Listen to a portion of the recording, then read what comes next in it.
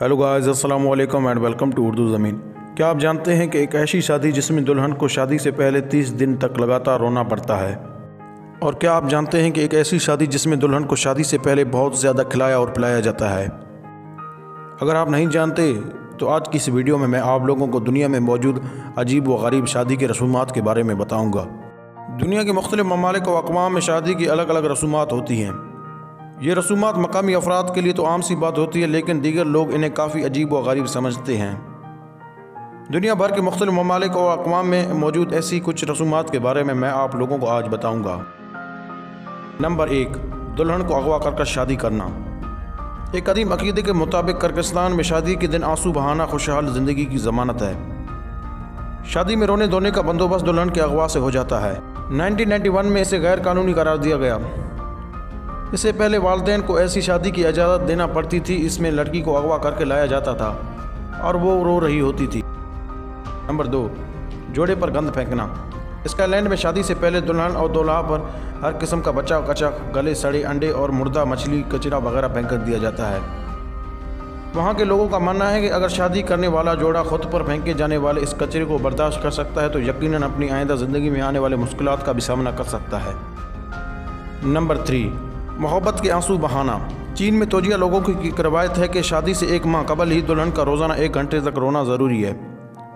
रोने के इस सेशन में दुल्हन के ख़ानदान की ख़वातीन, माँ और दादी भी इसका साथ देती हैं। 30 दिन तक रोने की इस सेशन के बाद शादी वाले रोज़ पूरा ख़ानदान जमा करता है। इन लोगों का मानना है कि ख़वातीन का मुख्तलिफ आवाज़ों के साथ रोना खुशी का लाने का बायस बनता है। नंबर 4, द्योकामत मोटी दुल्हन। मोरितानिया में द्योकामत मोटी दुल्हन को खुशी बख्ती और खुशहाल शादी की अलामत समझा जाता है। बदकिस्मती से इस मकसद के हसूल के लिए मोरितानिया की ख़वातीन को शुरू से ही ज़बरदस्ती ज़्यादा खिलाया पिलाया जाता है, जिससे बाज़ औक़ात सेहत के शदीद मसाइल और ख़त्म ना होने वाली बीमारियां भी पैदा हो जाती हैं। नंबर 5, बीवी पाने के लिए वेल ज़रूरी। फ़नी में मर्द हज़रात को शादी करने के लिए पहले दुल्हन के बाप को वेल के दांतों का नहायत गैर मामूली तोहफ़ा पेश करना पड़ता है। नंबर 6, मोहब्बत और मुर्गे का जिगर। चीन के इलाके दावर में शादी से पहले जोड़े किसी मुर्गे को काट कर इसका जिगर दिखाते हैं। अगर इसका जिगर सेहतमंद हो तो वो शादी के लिए कोई एक दिन मुकर्रर कर लेते हैं। दूसरी सूरत में वो सेहतमंद जिगर वाले मुर्गे की तलाश जारी रखते हैं। नंबर 7, बैतुल खिला जाने पर पाबंदी। इंडोनेशिया के जजीरे बोर्नो के शुमाल में आबाद किबला टेडोग में नए शादीशुदा जोड़े पर 3 दिन तक रफ़ाए हाजत की पाबंदी आयद की जाती है। इन्हें घर से बाहर जाने की इजाज़त नहीं दी जाती। ख़ानदान के अफराद 3 दिन तक जोड़े की कड़ी निगरानी करते हैं। इसलिए दोनों बीमा बीवी इस दौरान पानी और ग़िज़ा की मिकदार कम लेते हैं। दूसरी अजीब और रसूमात की तरह से इसे भी कई जोड़ों के लिए खुशी किस्मत का बायस समझा जाता है। इन लोगों का अक़ीदा है कि यह रस्म अदा ना की जाए तो इनके यहाँ मुर्दा बच्चे पैदा होंगे या शादी टूटने का खुदसा रहेगा। नंबर 8, दुल्हन की सहेलियों का दीवार बनकर रास्ता रोकना।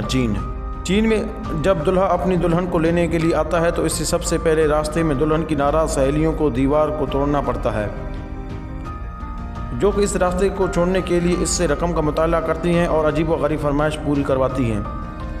इन सब का मकसद सिर्फ दुल्हन के लिए इसकी मोहब्बत का इम्तिहान लेना होता है। नंबर 9, मुस्कुराना मना है।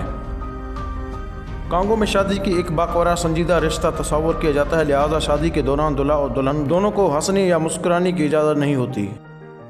नंबर 10, जूता चोरी। भारत और पाकिस्तान में शादी की रोज़ दुल्हन की बहनें या सहेलियाँ दुल्हन का जूता छुपा लेती हैं और इसके बदले दुल्हा से रकम का तकाजा करती हैं। तो दुनिया में मौजूद शादी के 35 अजीब व गरीब रसूमात में से 10 रसूमात मैंने आपके पेशे खिदमत किए। बाकी 25 रसूमात को भी जल्द से जल्द आप लोगों के पेशे खिदमत करूँगा। इस वीडियो के दूसरे पार्ट आने तक आपका हमारा अल्लाह निगहबान। वीडियो पसंद आने की सूरत में इस चैनल को सब्सक्राइब करें, इस वीडियो को लाइक करें, शेयर करें और कमेंट बॉक्स में आप लोग अपनी कीमती राय का इजहार करें। एक और नए वीडियो तक अल्लाह हाफ़िज़।